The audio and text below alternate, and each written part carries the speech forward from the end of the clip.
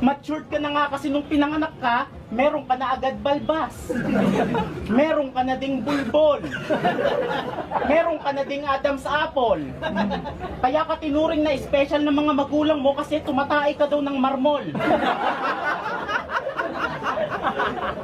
Sa sobra mong hustler, kahit February na nangangaroling ka pa rin.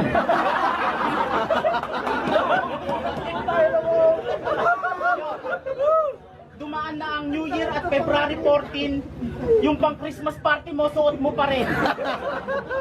Kaya hindi ka sinasagot ng crush mo kasi para kang laging lasing. Hindi ka niya nakikitaan ng magandang future kasi ulam mo lagi asin.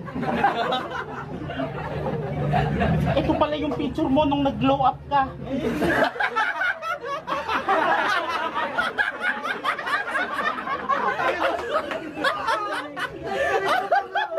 Ito na siya ngayon nung nang-hold up na.